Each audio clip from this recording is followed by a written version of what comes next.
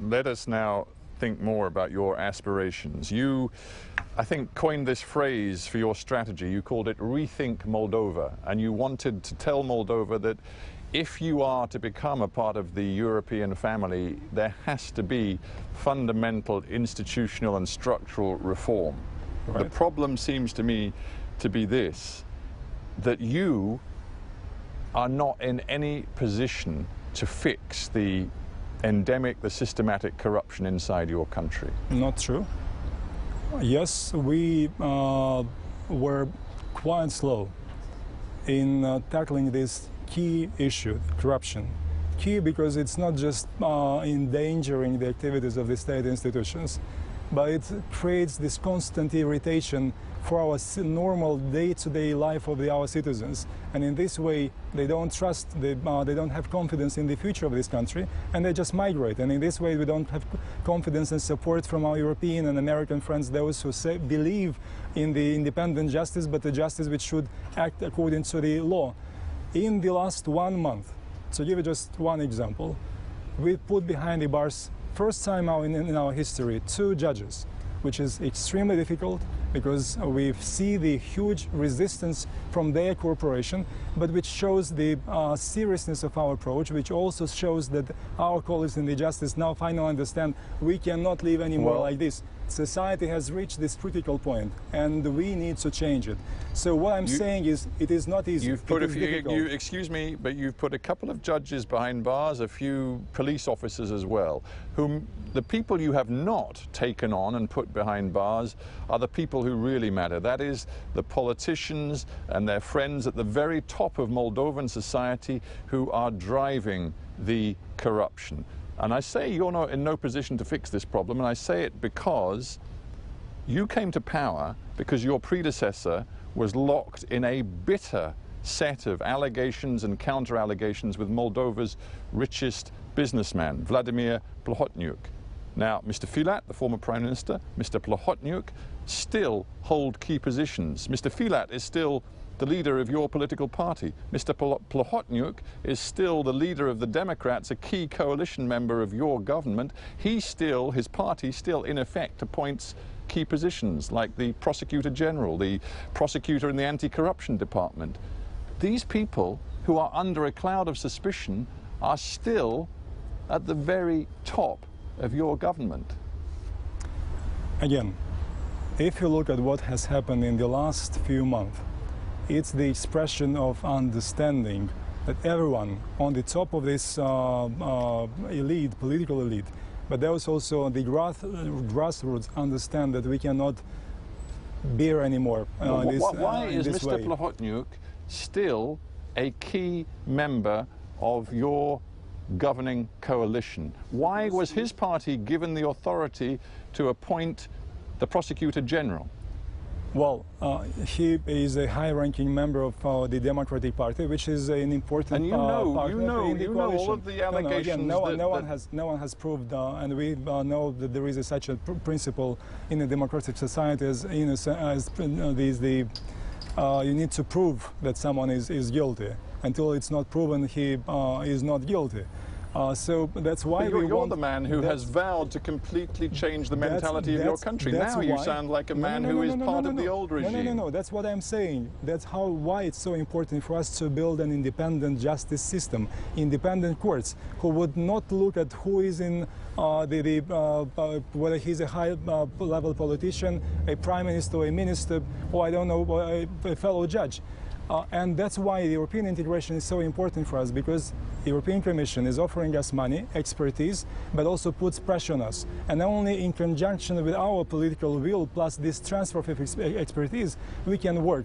I am not a lawyer myself, but I understand if you don't start with the justice system, you will never be able really to fight corruption and to put high-ranking officials also behind the bars. If the judge could be bought, and then how do you want to take in to the justice those who are punishable? That's why, again, the reform of the justice is key for us. That's why we received from the European Commission, if I'm not mistaken, 60 million euros grant to help us. That's why I hope very much we've started discussions to bring even judges from countries like Sweden or Finland to put them next to our judges and to make sure that our judges' activities are monitored. You've got a lot of work to do. Before we end, I just want you to address with me, if you would, the perception that Europe and the European Union has of Moldova today. You want ultimately to be a full member of the EU. Yes. You say it can be achieved within 5 years. I just wonder whether you are aware of the degree to which Europe, the EU, looks at Moldova and still sees a place where not just corruption is still endemic, but also organized crime is a massive problem. Not because and I the people think trafficking, the people trafficking, if you look back in 2009 and what happens today, the trend is very, very positive. And that's what Americans, but also people in Brussels can confirm, that yes, we still have the problem, but the situation is much better in terms of not just prevention, but in terms of punishing those who were engaged, because before 2009 almost no one was put behind the bars for trafficking. The same is on the organized crime. This city is pretty secure.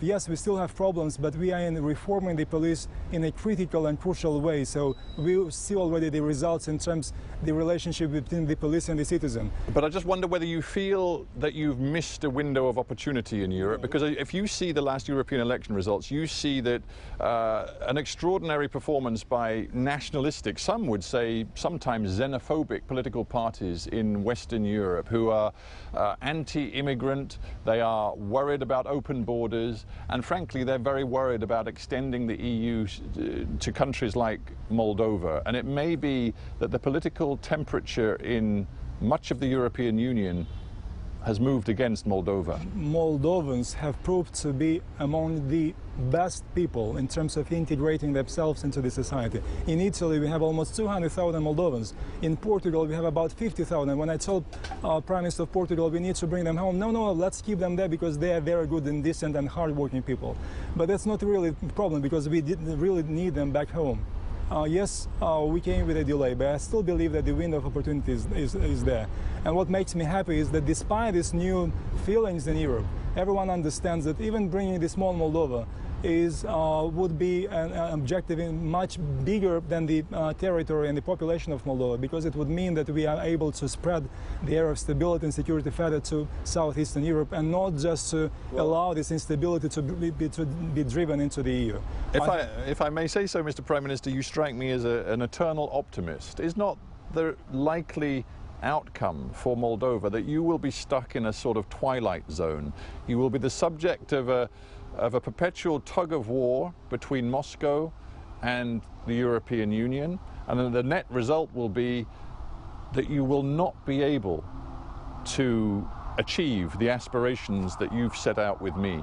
1 year ago, several EU capitals never believed that Moldova will be able to get this visa-free regime. And it exists, and already 60,000 Moldovans were able to benefit from it, again, not to abuse, and it works. So I'm quite optimistic that yes, we will be able to get the European perspective to become candidate, and then to become, I don't know, it's not that important, but it's 5 or 7 or 8 years. What is critical for me is to win the elections, to continue this path, and to become candidate. Then we will be put on the irreversibility side of our pro-democratic, pro-reform movement. And in a word, you will not let Vladimir Putin stop you.